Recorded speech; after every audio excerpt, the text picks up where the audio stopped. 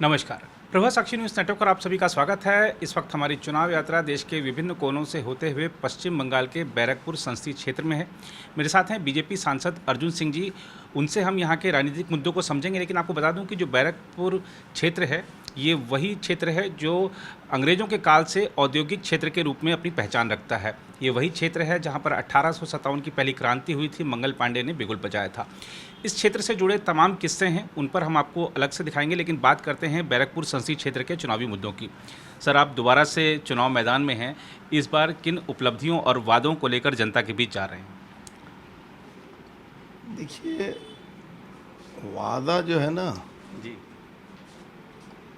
उस तरह का मैं नेता नहीं हूँ कि मैं वादा करूँ और वादा न निभाऊँ, जी फिर उसके लिए सुनना पड़े। जी तो न मैं वादा करता हूँ न सुनना पड़े। जी मैं काम पर विश्वास करता हूँ जी और हर वो काम जो मैं कर सकता हूँ वो मैं जी करता हूँ।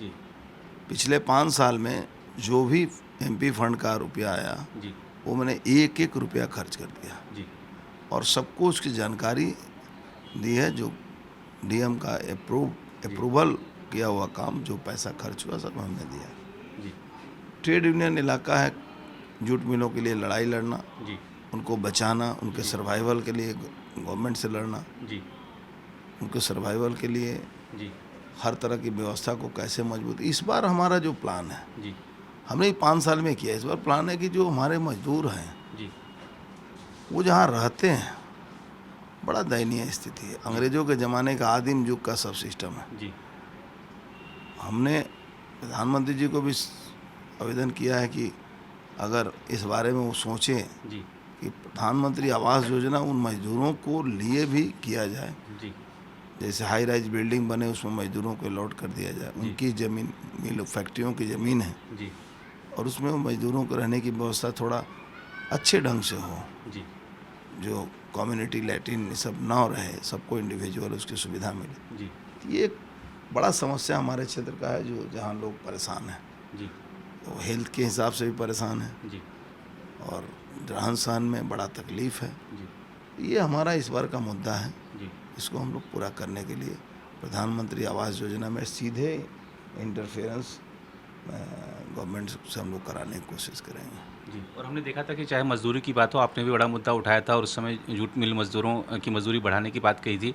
और इस क्षेत्र में ऐसे कौन से काम हैं जो आप अब तक नहीं कर पाए, जो सांसद होते ही, निर्वाचित होते ही आपकी प्राथमिकता में रहेंगे? देखिए, सबसे बड़ा जो समस्या है, मैं बहुत प्रैक्टिकल बात करता हूँ, प्रैक्टिकल आदमी हूँ। जी सबसे बड़ी समस्या ये क्या है कि जब तक आपके साथ स्टेट गवर्नमेंट नहीं है, जी बहुत सारे काम आप नहीं कर सकते। बिल्कुल। और उसमें भी ऐसा स्टेट गवर्नमेंट हो जी जो विंडिक्टेड हो, जी जिसको कहने को तो बीजेपी से उसको परहेज है, जी सिर्फ पैसा लेने में परहेज नहीं है। जी गवर्नमेंट ऑफ इंडिया से जो पैसा उसके ट्रेजरी में आएगा, जी वो पैसा वो ले देंगे, जी लेकिन जो पैसा डायरेक्ट बेनिफिशियरी को जाएगा, जी वो स्कीम बंगाल में लागू नहीं करेंगे। जी जी तो ये एक बड़ा सा गैप है जी कि इसलिए हम लोग बार बार बोल रहे हैं कि 30-35 सीट अगर मिल जाए यहाँ, जी जो चांसेज हैं हम लोग के, जी तो डबल इंजन की सरकार आएगी तो काम अपने आप बड़ा एक मार्केट बूम होगा। जी एक लोगों का ध्यान आएगा कि बंगाल में भी, देखिए बंगाल ऐसे फर्टाइल जगह है, जी यहाँ इंडस्ट्री लग सकता है, इंडस्ट्री में काम करने वाले लोग मिल सकते हैं। जी लेकिन समस्या वहीं हो जाएगी कि जब गवर्नमेंट नेगेटिव रहता है। जी ममता बनर्जी की पॉजिटिव थिंकिंग एक भी नहीं है। जी नेगेटिव थिंकिंग में 122 गिना सकता हूँ जी कि जो किसी का भला नहीं सोच सकते। जी तो जिस स्टेट का पॉजिटिव थिंकिंग नहीं रहे, वो स्टेट डेवलप नहीं हो सकता। जी मैं एक छोटी सी बात कहता हूँ, इसको आप खुद देखिएगा जी कि भारतवर्ष के किसी भी स्टेट के किसी एयरपोर्ट पर उतर जाइए जी और 100 किलोमीटर दाहिने बाएं उत्तर पश्चिम कहीं भी जाइए, बिल्कुल। आपको एक कच्चा घर बड़ी मुश्किल से जी मिलेगा। जी और बंगाल में आप किसी स्टेशन पर, एयरपोर्ट तो छोड़ दीजिए, जी किसी स्टेशन से 100 किलोमीटर दूर कहीं भी जाइए जी तो खाली तिरपाल वाला ही घर तिरपाल मिलेगा। वाले तो घर। यही डिफरेंस है। जी। और आपने एक बड़ी बात कही है कि जो राज्य सरकार है उसको केंद्र से पैसा लेने में कोई गुरेज नहीं है, लेकिन जो लाभार्थी है उसके खाते में जो पैसा सीधा जाएगा उन योजनाओं को लागू करने में यहाँ पर भेद है। ये एक बहुत बड़ी समस्या है बंगाल की। सर, आज प्रधानमंत्री जी ने एक साक्षात्कार दिया है आनंद बाजार पत्रिका को, उसमें उन्होंने टीएमसी की जो राजनीतिक हिंसा वाली प्रवृत्ति है उसको लेकर कटाक्ष किए हैं, हमले किए हैं। और राजनीतिक हिंसा की बात करें तो शायद आप पर तो शायद सबसे ज़्यादा हमले यहाँ पर हुए हैं। जिस तरह से हम देखते हैं वीडियोज़ फोटोज़ की, अर्जुन सिंह जी के ऑफिस पर हमला, अर्जुन सिंह जी पर हमला, उनके काफिले पर हमला। तो इस राजनीतिक हिंसा की प्रवृत्ति से बंगाल को कब निजात मिलेगी? देश के तमाम राज्य इस सब से छुटकारा पा सकते हैं, लेकिन बंगाल में अब तक जारी है। बंगाल में स्टेट स्पॉन्सर क्राइम है। जी जब सरकार और पुलिस क्राइम ऑर्गेनाइज कराएगी जी वो रुकना मुश्किल है। जी इसके लिए ज़रूरी है कि अच्छी सरकार आए। जी वामपंथी गए, जी वामपंथी जाने के टाइम में थोड़ा सा उनका पैटर्न चेंज हुआ था, जी लेकिन जब आदमी किसी चीज़ में जब उसको उसके सिवा कुछ दिखता नहीं है, जी शॉर्ट रास्ता, माने तुरंत स्वर्ग में पहुंचने वाला जो जी था कि रावण सीढ़ी बना देगा तो सीधे लोग स्वर्ग में पहुंच जाएंगे, उसके लिए कोई कर्म की ज़रूरत नहीं है। जी तो बंगाल में वही है जी कि हम तुरंत काम नहीं करेंगे लेकिन कैसे बड़े लोग बन जाएं। जी तो उसके लिए ज़रूरी है कि अब काम मत करो लेकिन तोलाबाजी करो, एक्सटॉर्शन करो, लोगों को परेशान करो, सिंडिकेट चलाओ। जी इंडस्ट्री है नहीं, जी सबसे कम पैसा में लेबर यहीं मिलता है। जी पूरे दुनिया में यहाँ से सबसे ज़्यादा लेबर जा रहे हैं, जी पूरे इंडिया में सबसे ज़्यादा यहाँ से लेबर जा रहे हैं। यहाँ इंडस्ट्री है नहीं, जी। लेकिन ममता बनर्जी ने एक काम किया है कि भाई तुम पुलिस दोनों मिल जाओ जी और तुम अगल बगल उगाही करते रहो। कोई घर बनाता है, जी कोई दीवार में चून लगाता है, जी कोई एक ईंट का लगाता है, जी कोई एक ज़मीन खरीदता है, जी कोई ज़मीन बेचता है, जी कोई दुकान चला रहा है, जी कोई सब्जी बेच रहा है। जी। हर आदमी को पैसा देना पड़ेगा। जी यहाँ प्लान सेक्शन में सरकार को अगर जाएगा 20,000 रुपया जी। तो इनको देना पड़ेगा 20 लाख रुपया, जी। तब आपको प्लान सेंक्शन जी। में। तो छोटी धीरे धीरे यहाँ बंगाल छोटा होते चला जा रहा जी है। दुनिया बड़ी हो रही है जी। और बंगाल छोटा होते जा रहा है। जी और पूरा बंगाल छोटा होने के पीछे गवर्नमेंट का सबसे बड़ा हाथ। इनको ये समझ में आता है कि इनको नहीं मिलेगा तो ये हमारी पार्टी करेंगे, ये पैरासाइट रहेंगे। जी इनको हम कहेंगे हम तुमको राशन दे रहे हैं, इनको कहेंगे हमको तुमको ये सुविधा दे रहे हैं। जी। कोई बोलता है हम लक्की भंडार दे रहे हैं, कोई बोलता है हम तुमको बिना बिजली का बिना पैसे का बिजली देंगे। जी तो ये जो प्रलोभन वाली जो सिस्टम है, जी ये सिस्टम तभी संभव होता है जी जब वहाँ लोग काम करना छोड़ देते हैं। जी अगर जो काम करेगा, जी। जिसके बच्चे अधिकारी बन जाएंगे, जिसके बच्चे पढ़ लिख कर कोई टीचर बन जाएगा। जी। यहाँ लगे टीचर में भी बिना पैसा का टीचर नहीं बन सकते हैं।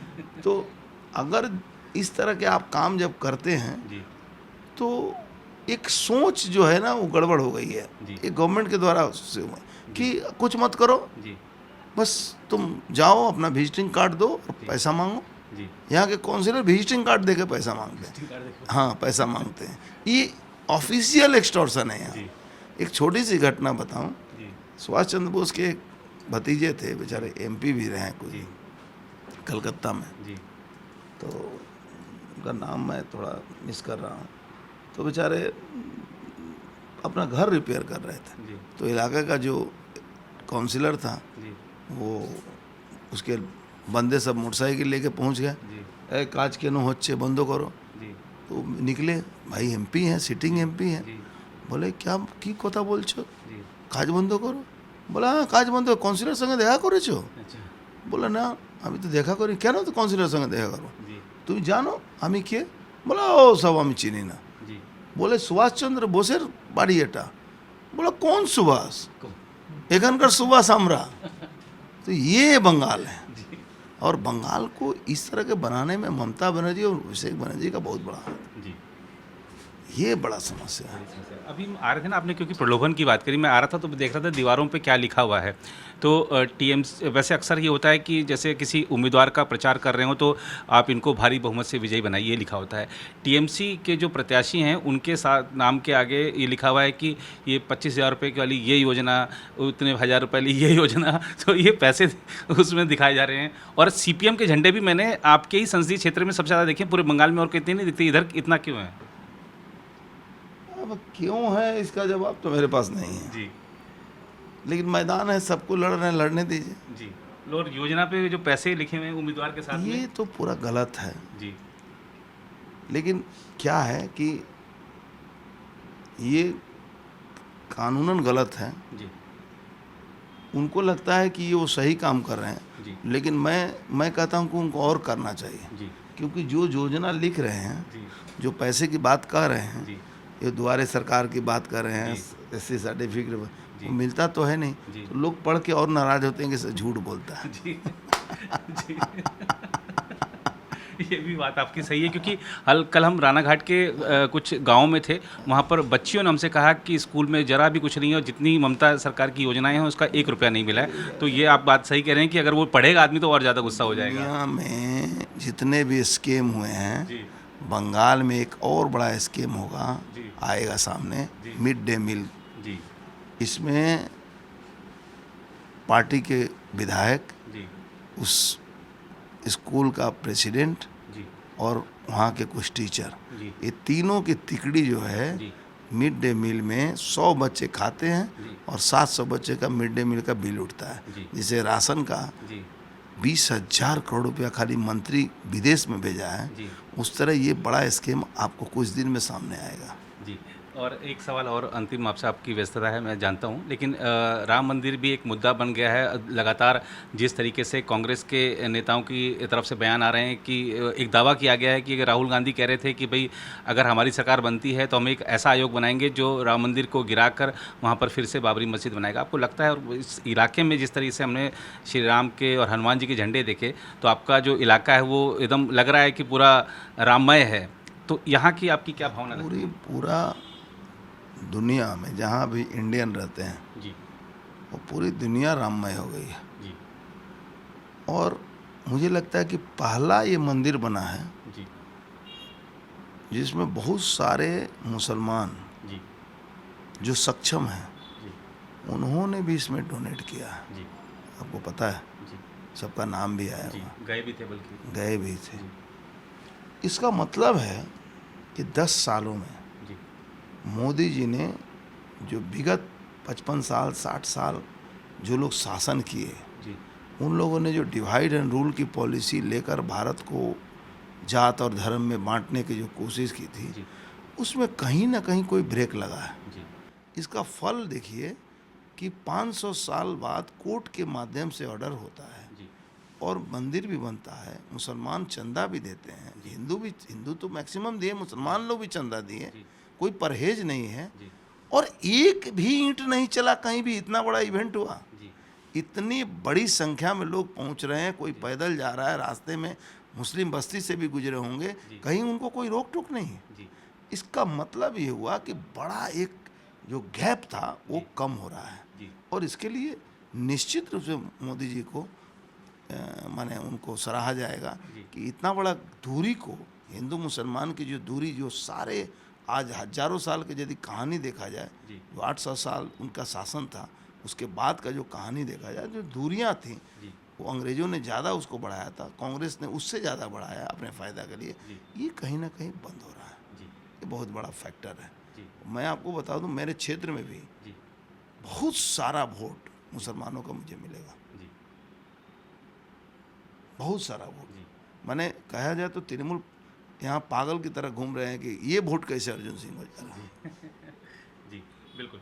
तो ये थे सांसद अर्जुन सिंह जी, जिन्होंने बड़ी प्रखरता और साफगोई से कहा कि मैं वादे नहीं करने में विश्वास करता हूं, मैं काम करने में विश्वास करता हूं। इनको इस बार बड़ी जीत की उम्मीद है और अपने क्षेत्र से संबंधित मुद्दों पर अपनी राय तो रखी ही, साथ में तृणमूल कांग्रेस के शासन पर कटाक्ष भी किया, हमले भी किए। फिलहाल इस रिपोर्ट पर इतना ही। कैमरामैन निहाल सिंह के साथ मैं नीरज कुमार दुबे, प्रभा साक्षी न्यूज़ नेटवर्क के लिए, बैरकपुर, पश्चिम बंगाल से।